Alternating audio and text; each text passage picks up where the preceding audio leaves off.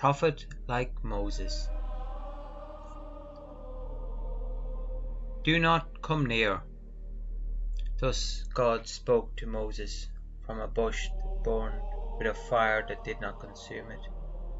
But while Moses was not allowed to draw near, he still got to behold the glorious sight and had the privilege of hearing the voice of the Lord, the all-powerful Word of God. And what did that word reveal? It revealed God's compassion and mercy. For God said, I have seen the affliction of my people, and have heard their cry. I know their sufferings, and I have come down to deliver them. Exodus 3, verses 7 to 8. And the Word also revealed the name of God. I am who am. Exodus 3, verse 14.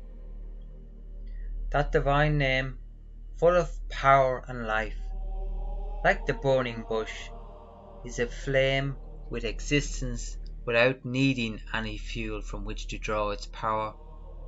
For God Himself is. God Himself is existence. God Himself is power and life, the source of all life and all that is. That merciful, all-powerful God then used Moses to deliver the people of Israel from slavery in Egypt, leading them across the sea to the Mount Sinai in the desert. And on the third day at Sinai, God called Moses to the top of the mountain, which was shrouded in smoke because the glory of the Lord descended on top of it like a consuming fire. But that fire did not consume Moses, who received the law as a spark to set God's people alight with a burning love for their God. In response to the word of the law, God's people proclaimed, all that the Lord has spoken we will do, and we will be obedient. Exodus 24, verse 7. But they were not obedient. For when Moses returned to the top of the mountain, the people made a god of their own, a golden calf, and worshipped it instead of the only God. At that, God's anger flared up. But Moses interceded, and the Lord relented of the punishment He had planned. Why? Because as the Lord said to Moses, He is a God merciful and gracious, slow to anger, and abounding in mercy and faithfulness. Exodus 34, verse 6. And the one to whom God showed the greatest mercy of all was Moses himself.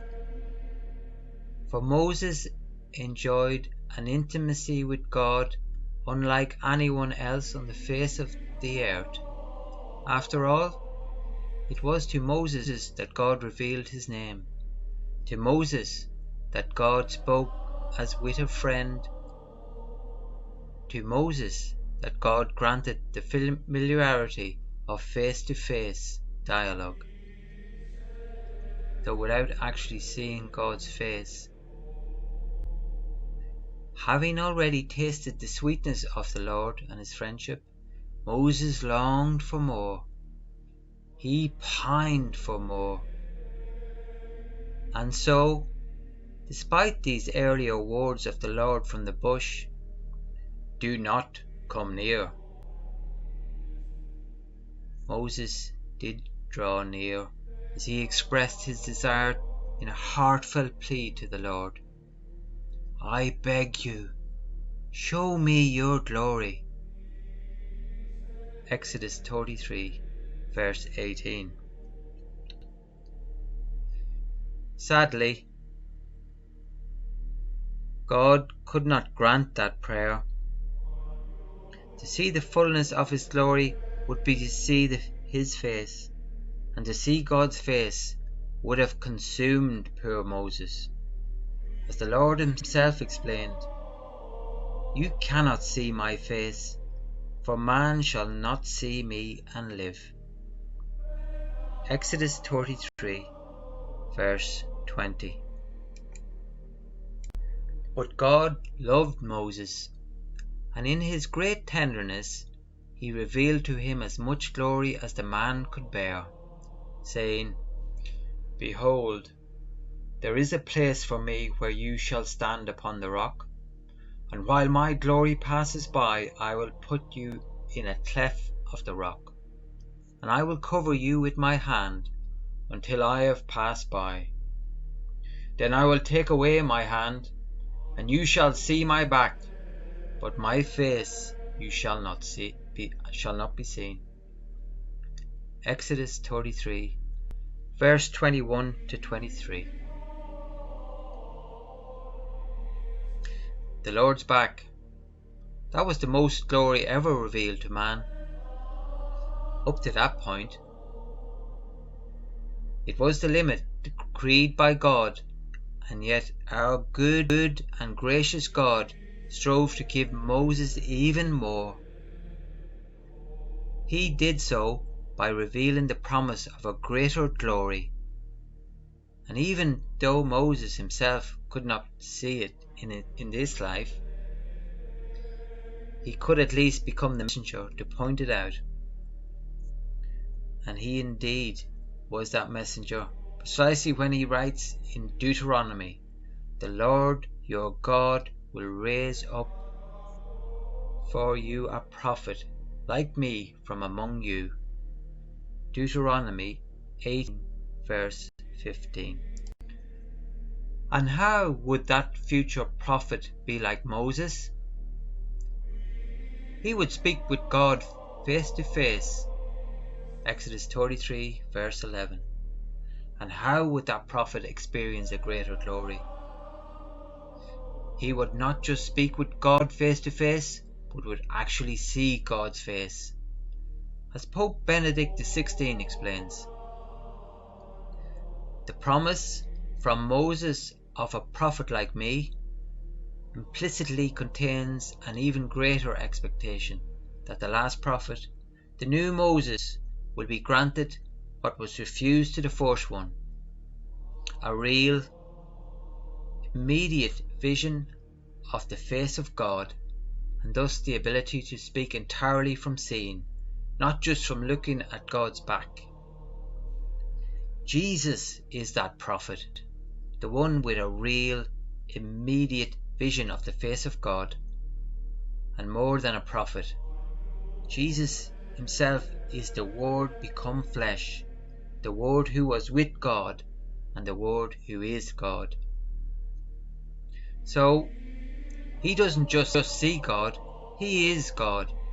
He's the only begotten Son of God, who's in the bosom of the Father, and he shares with us where he is from, what he has seen, and who God is.